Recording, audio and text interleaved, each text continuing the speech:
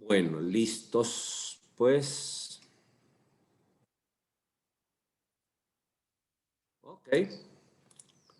Vamos a ver, entonces hablamos del asunto primero de los analgésicos antitérmicos. ¿Mm? Hay que entender esto que mencioné brevemente y que estaba en los recursos del aula, las vías de dolor. Los nociceptores, las fibras sensitivas que van a enviar la información dolorosa, vienen desde periferia y toman primero las rutas espinotalámicas, y estas rutas espinotalámicas posteriormente ascenderán para llegar a las tálamo-corticales, en donde realmente se volverá consciente este dolor. Lógicamente que estos nociceptores en algunas ocasiones son activados justamente por esto que habíamos mencionado, las prostaglandinas, sobre todo cuando el dolor es de origen inflamatorio y también en el dolor de vísceras. El dolor visceral, el de vísceras huecas, también participan en las prostaglandinas. Un corte, el que te cortes, no es un dolor de origen inflamatorio, es un mecanismo, es un proceso mecánico. El daño tisular es el que origina la activación de los nociceptores. Otra cosa es que cuando te has cortado o cuando has hecho una incisión quirúrgica, lógicamente ese tejido, después de la agresión mecánica que ya transmite el dolor, la agresión mecánica, la fractura del endotelio lleva a que haya tromboxano, a que haya cascada de prostaglandinas locales y que se active un proceso inflamatorio secundario. Pero es una mecánica inicial directa hacia nociceptores, tener en cuenta esto. Y lógicamente que estos nociceptores que son activados por prostaglandinas llevaba a que ustedes tengan la necesidad de revisar el funcionamiento normal de estos nociceptores, de estas prostaglandinas, en términos de lo que vieron en fisiología y en bioquímica. Recuerden que de los fosfolípidos de membrana, la fosfolipasa 2 moviliza el ácido hidroquidónico y la ciclooxigenasa lo biotransforma en prostaglandinas, y existen prostaglandinas específicas que se sintetizan en determinados tejidos. De aquí la mecánica de los distintos fármacos. Tener en cuenta aquí lo siguiente. La ciclooxigenasa tenemos 3 isoformas. La ciclooxigenasa tipo 1, que también se le llama la tipo 1, que también se le llama fisiológica, funcional, que media prostaglandinas que regulan procesos de homeostasis, por ejemplo, que haya menos secreción de ácido clorhídrico, que haya más secreción de bicarbonato, que haya más vasodilatación en la submucosa gástrica, que haya vasodilatación en la arteriola aferente renal, que haya funcionamiento en lo que son trompa tubárica uterina, que participa con los mastocitos. Hay muchas funciones. Luego está la ciclooxigenasa tipo 2 llamada inducida por noxas, la que tiene que ver con un componente netamente inflamatorio localizado en un tejido que sufre un proceso. Pero que ahora sabemos que no es solamente inducido patológica, no. La ciclooxigenasa 2 también sabemos que media, por ejemplo, la producción de prostaglandinas como la F2-alfa a nivel de trompa tubárica para que las fimbrias puedan moverse y los cilios de trompa tubárica también sean móviles. Sabemos que media procesos que tienen que ver con la broncodilatación o contracción pulmonar a nivel bronquial. Media lo que es la vasodilatación en pequeños vasos de retina. Entonces, aunque es inducida patológicamente, pero también sabemos que comienza a tener funciones fisiológicas, cada vez se va más de esto. Y luego está la tercera ciclooxigenasa, la isoforma tipo 3, la que es como Dios, que todo el mundo sabe que existe, pero casi nadie le ha visto. Pero que cada vez tenemos más información al respecto de que se encuentra sintetizando y mediando procesos fisiológicos en las rutas tálamo-corticales, ¿ok? En las tálamo-corticales. Eso significa justamente las rutas que van a permitir la concientización del dolor. ¿Por qué va a ser importante esto? Porque en los conceptos de farmacología básica en cuarto semestre se menciona, por ejemplo, el término potencia farmacológica. La potencia farmacológica es la concentración necesaria del fármaco en la biofase para inducir una respuesta. ¿Eso de qué depende? De la actividad intrínseca, que depende a su vez un poco de la afinidad que tienes por la molécula, por tu receptor. En el caso de los analgésicos, por ejemplo, los antiinflamatorios no esteroides y analgésicos como el ácido acetilsalicílico, el receptor de estos va a terminar siendo la ciclooxigenasa.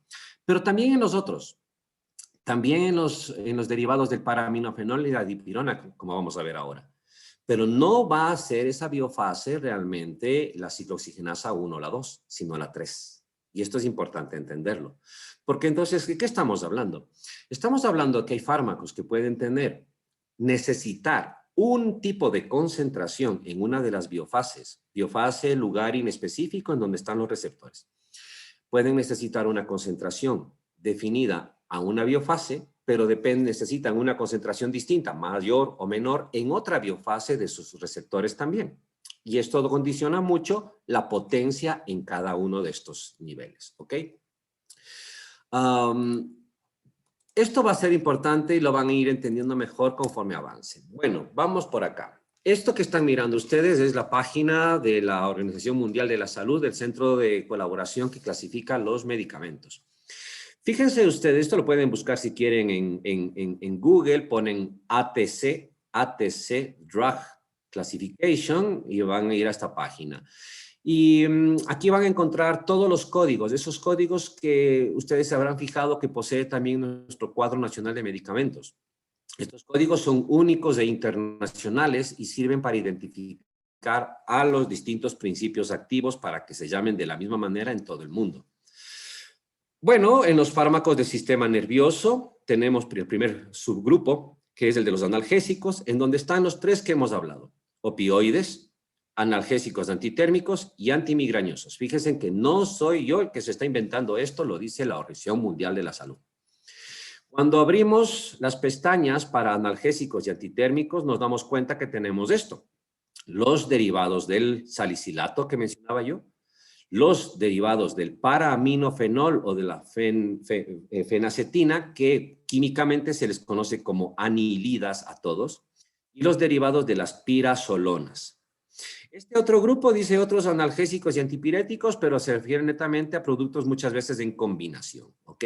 No es que hayan otros subgrupos farmacológicos. Si abrimos, a su vez, la pestaña de los salicilatos, nos damos cuenta que hay muchísimos salicilatos. Aquí están los códigos en el cuadro nacional que tienen en documentos de apoyo. Se encuentra la explicación de cómo funcionan estas codificaciones. El último número indica el principio activo. Estos son subgrupos químico, farmacológicos y terapéuticos. Y vemos que el primero de estos es el ácido acetil salicílico. Y acá tenemos otros salicilatos, ¿ok? Así que nos vamos por el primero, por el ácido acetil salicílico. Este es un fármaco completamente viejo y extremadamente útil en terapéutica. El origen procede históricamente de los emplastos que se hacían a partir de la corteza del sauce. Estos emplastos no son sino son mezclas brutas de compuestos, es decir, no se sabía en una mezcla bruta de compuestos cuál es el agente que ejerce realmente el efecto. Esto que venía desde el medioevo, recién en 1859, Kolbe identificó cuál era la sustancia química. Ya estamos en el siglo XIX, ya hay desarrollo químico y se pudo identificar que el producto activo que servía como elemento para aliviar el dolor y que procedía de estos emplastos de la corteza del sauce era el salicilato. Sin embargo, los trabajos de Kolbe no tenían repercusión en esa época, había que esperar todavía más desarrollo farmacoquímico y había el pequeño detalle que cuando dabas salicilato, si lo dabas a tomar, provocaba muchísimas molestias gastrointestinales, mucho disconfort y tampoco se absorbía bien, no provocaba el efecto que se deseaba de alivio doloroso. Hubo que llegar casi 40 años después para que en 1897 Felix Hoffmann retomara los trabajos de Kolbe, los retomara y provocara una modificación en esta molécula. Esa modificación consistió en incorporar un grupo acetilo. Y por lo tanto, de lo que era el salicilato, otra forma de decir salicilato es ácido salicílico, se pasó al ácido acetil salicílico. Este ácido acetil salicílico ya mostraba un mejor perfil en su capacidad y tolerancia gastrointestinal. Y esto, obviamente, los trabajos de este señor Hoffman llevarían, lógicamente, a que este ácido acetilsalicílico fuera comercializado. Una vez que tenías ya el producto, lo mezclabas con excipientes y podías tener comprimidos. Y los primeros comprimidos los produjo el laboratorio donde trabajaba Hoffman, que era la casa Bayer, y por eso es que la aspirina es de Bayer. ¿Okay? El principio activo realmente se denomina ácido acetilsalicílico. El problema es que es tan vieja que a nivel anglosajón e incluso en lengua castellana, casi que se utiliza la palabra aspirina como para referirse al principio activo, porque tiene más de 100 años, ¿me entienden? Pero la forma correcta es ácido acetil salicílico. La aspirina es de la casa Bayer. Y aquí tienen imagen de cómo eran los primeros envases con los que se comercializaba. Esto obviamente Hoffman sí tuvo su éxito, pero más ganancia económica tuvo Bayer. ¿Cómo funciona? ¿Cómo funciona orgánicamente el ácido acetil salicílico? A ver, esto es muy interesante. A ver, hay que entender lo siguiente. Hay que entender lo siguiente, puritanamente es un profármaco. Puritanamente el ácido acetilsalicílico es un profármaco, farmacológicamente hablando. ¿Qué es un profármaco? Un profármaco es una sustancia que por sí misma no tendría actividad y que necesitaríamos que haya una biotransformación para que se produzca el principio activo efectivo, el fármaco realmente. Pero tiene un papel dual según la biofase, verán. El receptor va a ser la ciclooxigenasa. Pero verán, tenemos ciclooxigenasa a nivel de todos los tejidos a nivel orgánico. Y también, obviamente, esto incluye, por ejemplo, las plaquetas, ¿ok? Y aquí va a haber una diferencia. Aquí es en donde el ácido acetil salicílico se va a poder comportar por sí mismo como fármaco y no solamente como un profármaco, ¿ok? Pero ¿qué es lo que va a ocurrir? Vamos a ver si lo explico en términos simples. Verán. Si tú consumes ácido acetil salicílico, o sea, aspirina, en otras palabras, es un profármaco y cuando se absorbe a nivel gastrointestinal, se hidroliza.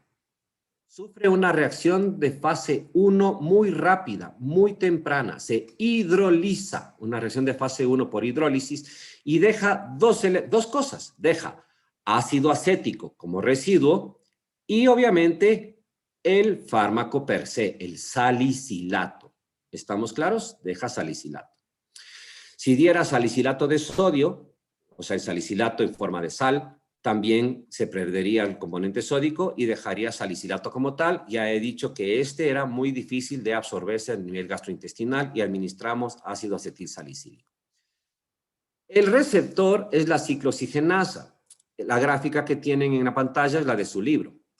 Y lo que estamos mirando es una mecánica molecular que se ha entendido durante la última década, en la cual dentro de lo que va a ser el funcionamiento de la ciclooxigenasa, dentro de lo que va a ser, entre los dímeros que posee esta, ¿okay? Hay justamente la posibilidad de que el ácido acetil salicílico se vincule con la ciclooxigenasa en uno de los poros iónicos que posee, ¿ok? Y realice aquí una inhibición no competitiva, en otras palabras, una inhibición irreversible. Eso significa que le inactiva completamente a la ciclooxigenasa. ¿Cuál es el papel de la ciclooxigenasa? Es una enzima que tiene que trabajar sobre el ácido araquidónico para metabolizarlo y producir derivados de tipo eicosanoide, tromboxanos, prostaglandinas, leucotrienos. ¿Ok?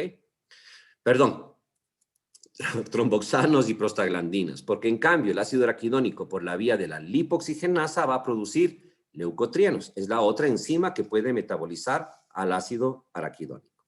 Entonces hablamos de eicosanoides, de prostanoides, en otras palabras, tromboxanos y prostaglandinas, que necesitan de esta enzima. Si la enzima está inhibida funcionalmente, no puede producir los prostanoides. Por lo tanto, no va a haber ni tromboxanos ni prostaglandinas. Es así de simple.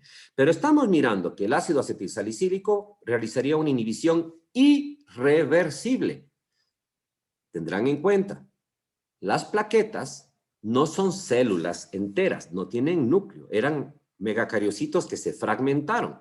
Y por lo tanto, en los pedacitos de esa célula, en la plaqueta, en el citoplasma de la plaqueta, hay ciclooxigenasa.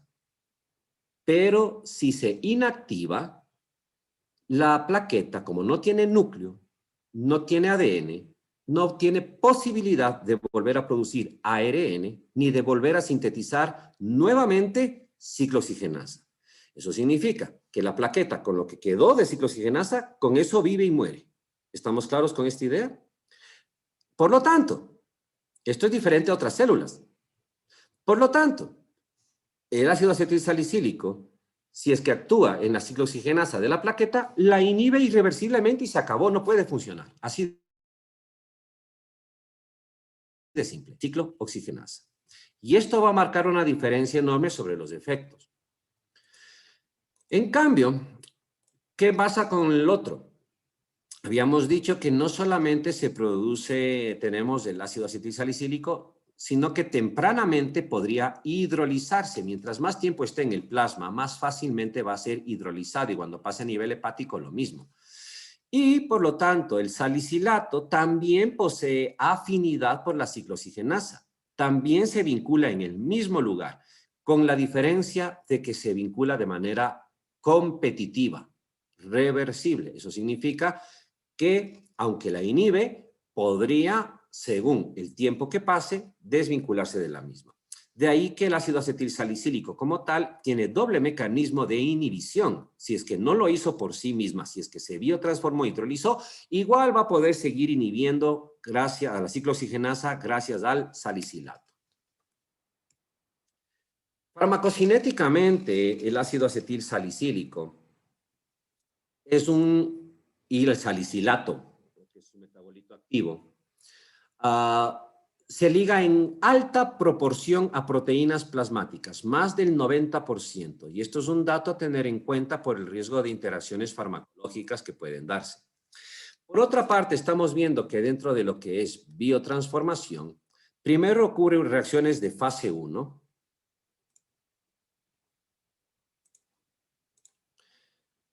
Primero ocurren reacciones de fase 1, consistentes en una hidrólisis que libera justamente al salicilato. Y posteriormente ocurren reacciones de biotransformación de fase 2, principalmente consistentes en glucoronoconjugación. Y esa glucoronoconjugación lleva a que el salicilato, ya glucoronoconjugado, termine siendo muy hidrosoluble y que pueda ser, por lo tanto, eliminado con facilidad por vía renal. También hay reacciones de fase 2 que lo conjugan con glicina, que es una menor proporción, dando ácido salicúrico. Hay reacciones paralelas de fase 1 que podrían darse que lo oxidan, ¿ok? Pero apenas desde el 1%, así que no son relevantes. Y una pequeña cantidad todavía del salicilato podría ser excretada por vía renal en forma inalterada, como fármaco inalterado.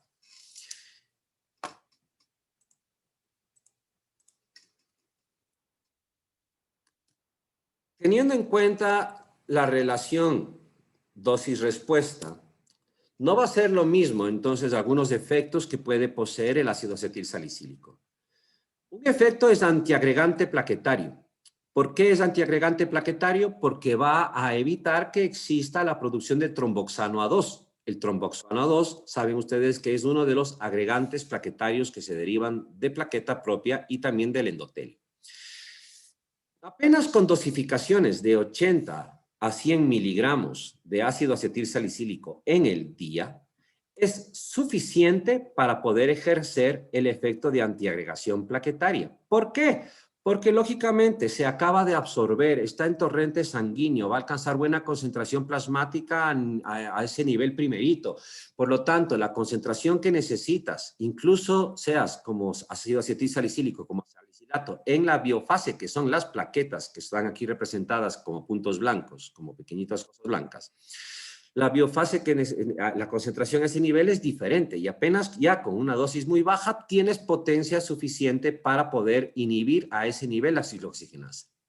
Sin embargo, si deseas actuar a nivel central para disminuir la percepción de dolor, eso significa las vías tálamo-corticales, necesitarías actuar sobre la ruta de la ciclooxigenasa 3.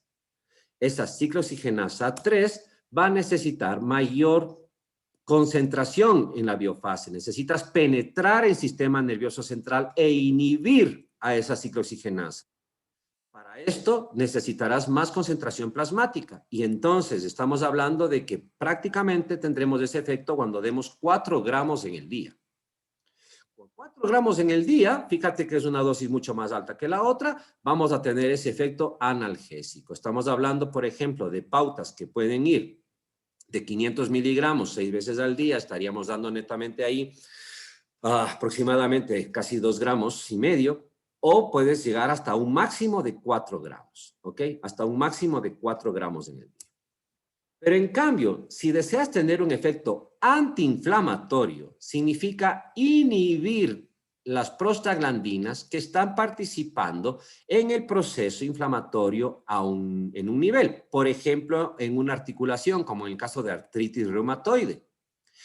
Y para lograr esto, para inhibir esta ciclooxigenasa, que ya sería en cambio la ciclooxigenasa tipo 2, necesitas dar dosis mayores a los 4 gramos en el día. Estamos hablando que se requieren entre 4 y 8 gramos en el día para poder llegar a tener un efecto antiinflamatorio e incluso úrico-súrico.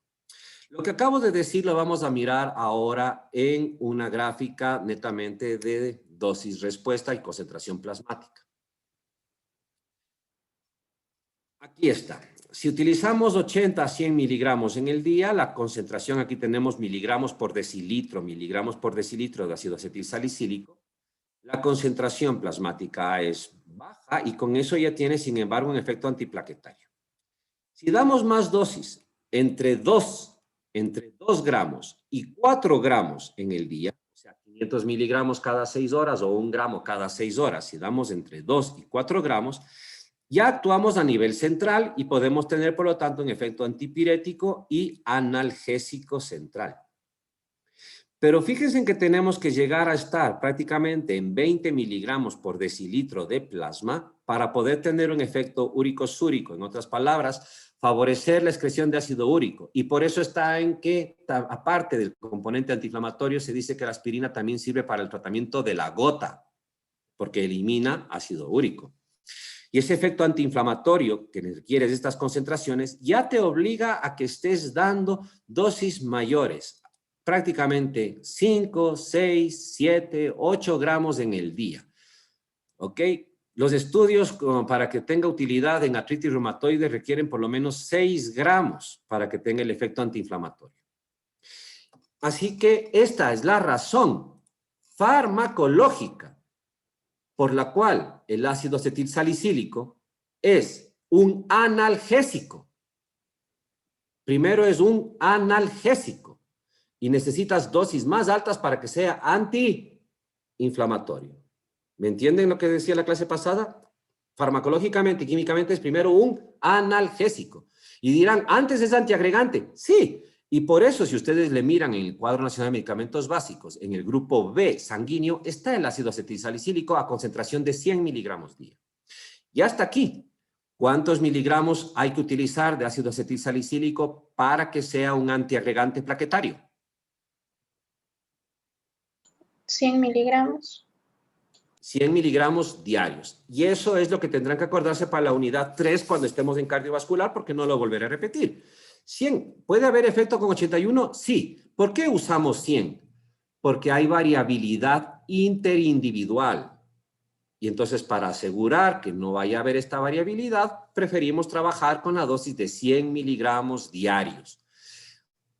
Con lo que tomas tú ese día, con lo que tomaste, se te inhiben tus plaquetas. Y ustedes dirán, ¿y por qué tenemos entonces que con fines de antiagregación plaquetaria darlo todos los días? Lo damos todos los días, chicos, porque se producen plaquetas todos los días. Se producen plaquetas todos los días. Las plaquetas viven 7 días. Y tú te puedes tomar hoy día y inhibiste las que estaban. Pero mañana vuelven a nacerte más plaquetas y en la noche te salen más plaquetas. Y siempre que tengas médula funcional vas a estar produciendo megacariocitos y cada vez más plaquetas. Se consumen mucho en el día. Cada vez que tú haces esto, puedes tener microlesiones capilares que ni siquiera las notas. No las notas, ¿por qué? Porque la homeostasis funciona y por lo tanto aquí no llegas ni siquiera a ver sangrado. Por eso está en que luego, cuando estemos en sangre, hablaremos de que cuando hay deficiencia plaquetaria, con pequeños traumatismos asoman petequias, por ejemplo. ¿Ok? Cuando hay menos plaquetas. ¿Estamos claros hasta aquí? Entonces, no nos preocupamos de de que no va a haber, o sea, de que las plaquetas siempre van a estar, ya no van a estar funcionantes, durante toda su vida a pesar de la dosis que demos de aspirina. No te entendí. O sea que no nos preocupamos de las plaquetas cuando damos dosis altas de aspirina en sí. O sea, más de 100. Sí, eso para llegar a otros efectos antiinflamatorios. No, es que, a ver, ya vamos a entrar en efectos indeseados, pero imaginémonos que ya estamos viendo una indicación de uso. ¿Para qué va a servir el ácido acetil salicílico como antiagregante plaquetario? ¿Cuándo vamos a hacer antiagregación plaquetaria? No en el COVID, porque en la unidad 4 vemos hematológico, ¿ok? Ahí. Pero adelantando, hacemos antiagregación plaquetaria cuando no queremos que las plaquetas taponen una arteria, por ejemplo, del corazón, porque puede provocar un infarto. O, por ejemplo, a nivel cerebral, ¿ok? Y entonces, obviamente que ahí es que usamos este uso de manera sostenida y crónica. A ver, te duele la cabeza, vas a tomarte aspirina, te va a pasar el dolor de cabeza. Esas plaquetas quedan inhibidas, pero no pasa nada, no vas a sangrar el día de hoy porque mañana tienes más plaquetas. Para continuar con la clase, les voy a pedir que hagamos desconexión y reconexión inmediata, por favor.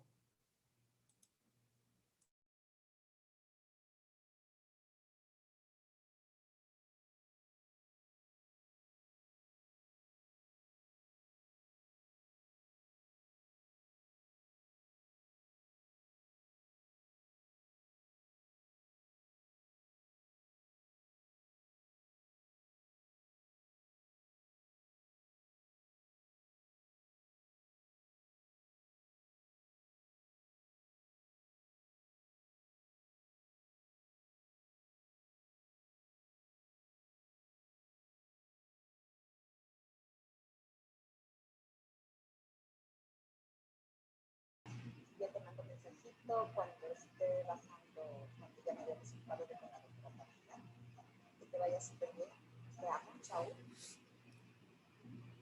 Hola, mi vida, ¿cómo estás? Muchas gracias por tu mensaje. Que le vaya súper bien con lo que tenga que hacer ahí en la facultad, que todo esté en orden, anda con cuidado. Si es que puedes, me dejas saber que estás bien y recién puedo oír tu mensaje. Estoy ahorita haciendo desconexión y reconexión para continuar con la clase con uno de los quintos, luego tengo con el otro quinto. Y sí, qué chévere que te veas con la profe Patti, pasen bonito, si es que te animas, no sé, ella que sepa, pero bueno, ahí si te animas, le saludas de mi parte. Sí me avisas, mi amor, para cuando estés acá, para ya estés bajando. Sí comí, se alcancé a comer, alcancé a hacer 3 preguntas más. Solo 3, pero alcancé a hacer 3 más. Ya después de clase sigo haciendo el resto. Eso, te amo mucho, mi amor. Un besito, chao.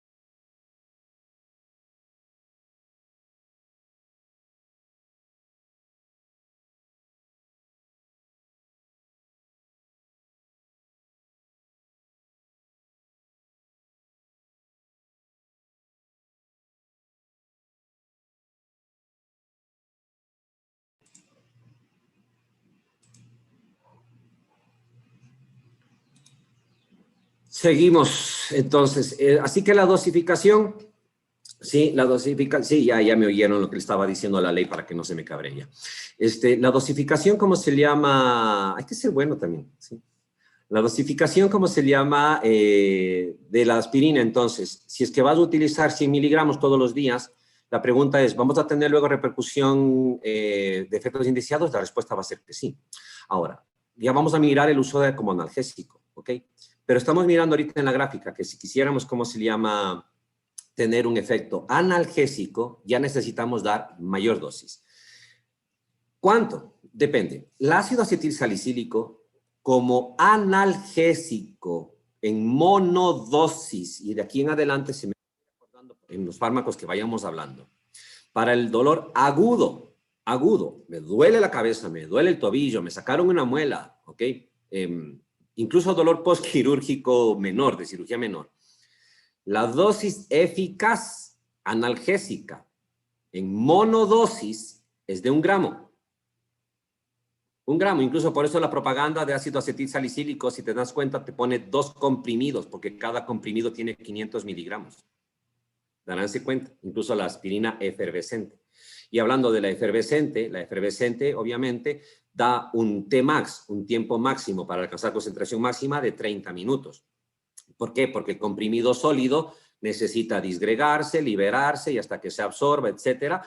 Y un tiempo gástrico aproximadamente, ya saben, para vaciamiento gástrico siempre es de por lo menos 2 horas. Así que el Cmax se alcanza en 2 horas. Así que si mañana tienes dolor de cabeza y te duele la cabeza y estás en atacames y no hay sino aspirina, tómate aspirina, no te va a pasar nada. ¿Puedes usarlo como analgésico? Sí, lo puedes usar como analgésico. ¿Cuánto? 1 gramo.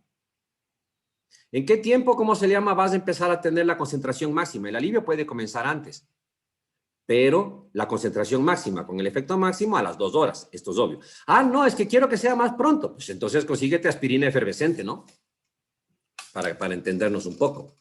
Esto por asunto de farmacocinética del semestre pasado. Ahora, esa es la dosis estándar, 1 gramo en monodosis. Es que quiero utilizarlo de manera pautada, en pauta terapéutica, como analgésico, entre 2 gramos y 4 gramos en el día. Entre 2 y 4 gramos en el día. Porque eso es lo que te va a permitir tener esa concentración plasmática. ¿Por qué? Por un aspecto de farmacocinética que ya iba a mencionar y que tiene que ver con la eliminación. Dijimos que primero hay una fase 1 y luego una fase 2 de glucuronoconjugación. Sin embargo, el ácido acetilsalicílico, puede llegar a saturar. Mientras más alta sea la dosis del ácido acetilsalicílico, los sistemas enzimáticos que lo biotransforman se van a ir saturando.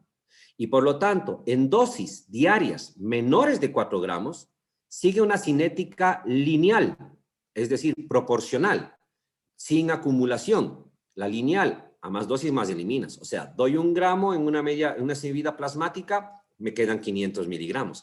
Si doy 2 gramos en una semivida plasmática, me queda 1 gramo. Esto es a mayor dosis más eliminación en una cinética lineal. Pero a partir de los 4 gramos, se manifiesta mucho más lo que se están saturando los sistemas de biotransformación. Y cambia de una cinética de eliminación lineal o de primer orden a una de orden 0, saturable. Y eso significa que se van a disparar las concentraciones plasmáticas del fármaco, ¿ok? Y obviamente con más concentraciones plasmáticas es más factible llegar a niveles tóxicos. ¿Estamos claros?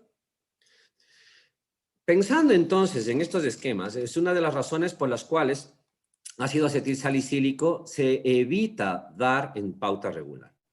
Pero podríamos usarlo, incluso les digo, como antiinflamatorio. ¿Qué pasa cuando se saturan los sistemas?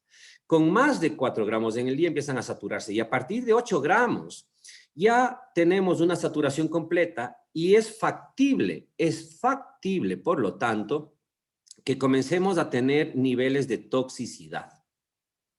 Ya con concentraciones plasmáticas de 50 miligramos por decilitro, tenemos lo que se llama intoxicación por salicilatos, en otras palabras, un salicilismo, que tiene distintos grados según lo que va ocurriendo. Pero inicialmente, como es un ácido, obviamente va a tener unas primeras modificaciones a nivel plasmático y va a responder el centro respiratorio con hiperventilación para depurar dióxido de carbono. Hay tinnitus también. Posteriormente puedes llegar a tener acidosis metabólica y la fiebre te llevará a deshidratación. Con dosificaciones mucho más altas, ya en una intoxicación severa, puedes tener afectación hepática funcional con baja producción de factor 2 de la coagulación, que es la protrombina, y tener riesgo de sangrado. Puedes tener coma, colapso vasomotor, falla renal respiratoria y finalmente te puedes morir. Por eso es que es fácil llegar también a suicidarte y matarte con ácido acetil salicílico.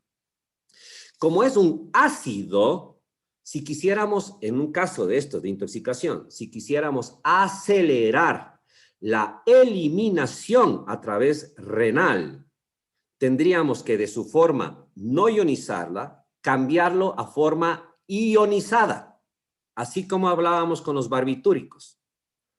Por lo tanto, ¿qué podríamos hacer? Bicarbonato. Bicarbonato. Bicarbonato es una alternativa para alcalinizar plasma que se ionice y se filtre ionizado. ¿Y la otra?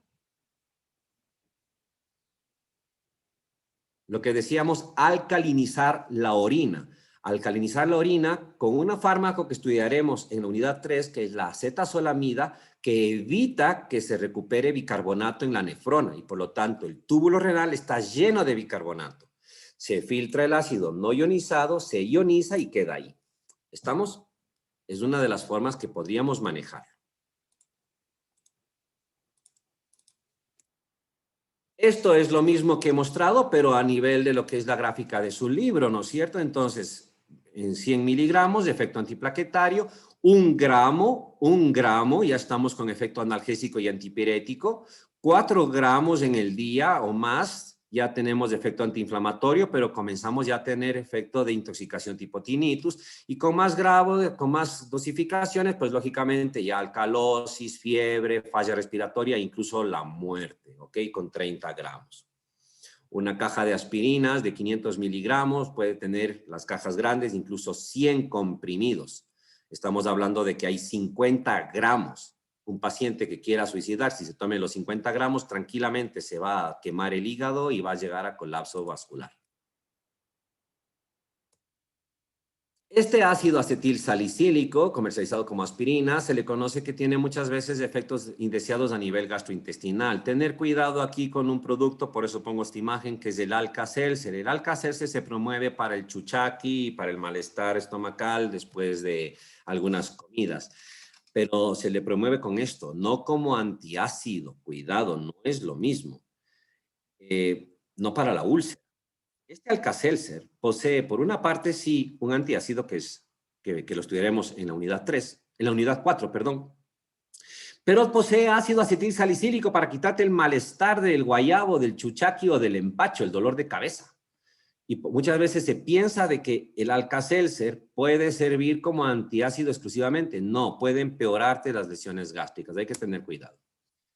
En el año 38, 1938, hace un siglo, cuando estaba en desarrollo la endoscopía, ya se pudo demostrar las lesiones gástricas que pueden ocurrir con ácido acetil salicílico. Esto se publicó en el Lancet del año 38. Aquí tenemos con el endoscopio antiguo, ¿sí?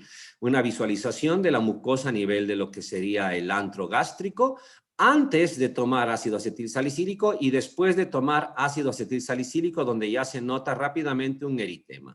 Esto obviamente a lo largo del tiempo se llegaría a confirmar los efectos indeseados. ¿De qué dependen esos efectos indeseados? Netamente de su propio mecanismo de acción. Estamos inhibiendo la producción de prostaglandinas. Si se inhibe la producción de prostaglandinas, no tenemos prostaglandina E. Si no hay prostaglandina E, no tenemos los efectos de ella, que significa inactivar a la célula parietal para que haya menos ácido. No tenemos mayor estimulación de las caliciformes para producir más moco gástrico, con lo cual queda desprotegido el estómago. Y encima no hay prostaglandina E que produzca la vasodilatación en la submucosa para mantener irrigada y viva la mucosa. Por lo tanto, se pierde flujo sanguíneo. A esto añadamos que como es un ácido débil, aquí ponemos a la célula gástrica y aquí tenemos a la mucosa, como es un ácido débil que no está ionizado en su inicio, no está ionizado, puede empezar a absorberse a nivel de la mucosa gástrica. Otra cosa es que no haya suficiente superficie y termine absorbiéndose a nivel gastrointestinal, o sea, a nivel de yeyuno ilion. Pero las pocas moléculas que logren penetrar se van a topar aquí a nivel de las células gástricas con un pH diferente. Piensen en cuando hablábamos de los anestésicos locales, así que se van a ionizar. Si se ionizan, quedan capturadas y se comportan como osmolitos. Al estar actuando como osmolitos, provocan ósmosis, eso lleva a edema de la célula. El edema de la célula le distancia más de los capilares que aportan el oxígeno, por lo tanto tiene menos oxígeno, funciona menos su maquinaria de las bombas de sodio, potasio, ATPasa, y esto progresivamente le edematiza más hasta que hasta que se pone hipóxica, y después anóxica, y después isquémica, y comienza a generarse una úlcera gástrica. Así que la razón por la cual ácido acetil salicílico y también los antiinflamatorios no esteroides, porque comparten mecanismo de acción por el cual producen daño, úlcera gástrica, es dual. Un mecanismo directo sobre la mucosa por captura ionizada, y el segundo, un mecanismo indirecto por la pérdida de prostaglandinas que disminuyen la producción ácida y aumentan la protección de la mucosa. Así que el primer efecto es gastrointestinal, gran efecto indeseado de ácido acetilsalicílico y de los antiinflamatorios no esteroides. Segundo, si no hay prostaglandinas, a nivel de lo que es el glomérulo, la arteriola aferente no tiene la posibilidad de vasodilatarse. Si no se puede vasodilatar, disminuye la presión en el glomérulo, lo cual lleva a que disminuya el filtrado glomerular. Y si disminuye el filtrado glomerular, directamente caemos en un riesgo de insuficiencia renal aguda. Así que aquí tenemos también efecto indeseado del ácido acetilsalicílico y de los antiinflamatorios no esteroides. Tercero, como está bloqueada la ciclooxigenasa, todo el ácido araquidónico ahora coge la ruta de la lipoxigenasa y se producen, por lo tanto, leucotrienos. Los leucotrienos producen broncoespasmo y mayor secreción bronquial. Por lo tanto, aparte del broncoespasmo y de las secreciones, lógicamente comienza a darse un cuadro parecido al asma, pero inducido por los fármacos, que se le conoce así, como asma inducida por aspirina o asma inducida por antiinflamatorios no esteroides. Irán pensando en este caso en los niños chiquitos que estaban con fiebre, la mamá les dio a tomar una aspirina de niños, que era de niños desde adultos, porque tiene 100 miligramos para protección cardiovascular, o que le pusieron un supositorio de diclofenaco y luego terminaron en emergencias con el niño como que tuviera asma. ¿Cuántos pediatras habrá que piensan que el niño tiene asma cuando realmente era una reacción adversa a medicamentos? ¿Se entendió esta parte?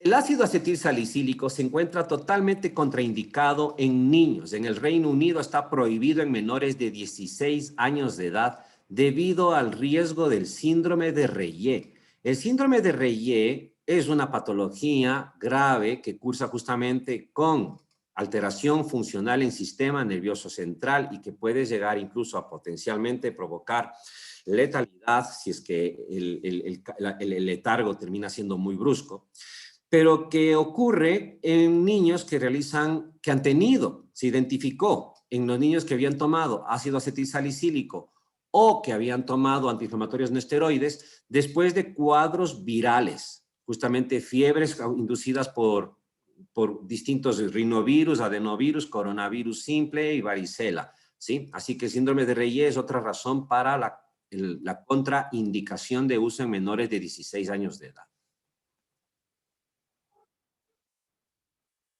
¿Alguna pregunta hasta aquí? O sea, ni la aspirina para niños, nada, nada.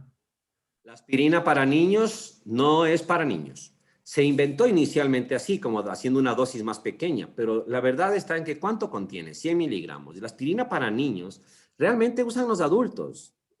Luego Casabayer, para que no se confundan, sacó un producto paralelo que tiene la misma concentración de 100 miligramos, pero que se llama cardioaspirina. Esta de niños que tiene sabor naranja no se tiene que utilizar. Está contraindicado, insisto. Está contraindicado el uso de ácido acetil salicílico en Inglaterra, en menores de 16 años de edad. En Estados Unidos, en menores de 13, de 12. ¿Ok? Por el riesgo de síndrome de Reye. La aspirina de niños tiene 100 miligramos. Es de adultos. ¿Para qué? Para cardioprotección. ¿Por qué para cardioprotección? Porque inhibe agregación plaquetaria. Acordarnos de esto para cuando estemos en fármacos antiagregantes plaquetarios.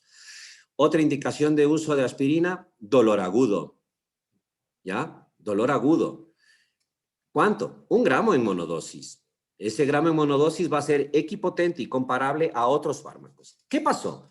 Los efectos indeseados que estamos viendo de la aspirina para artritis reumatoide, para procesos inflamatorios, provocaron que, claro, cuando asomaron en el tiempo otros fármacos, los antiinflamatorios no esteroides, con mejor perfil de seguridad, fuera desplazada. Y entonces ya no usamos en artritis reumatoide o en procesos inflamatorios crónicos, ya no usamos ácido acetil salicílico, usamos fármacos más seguros.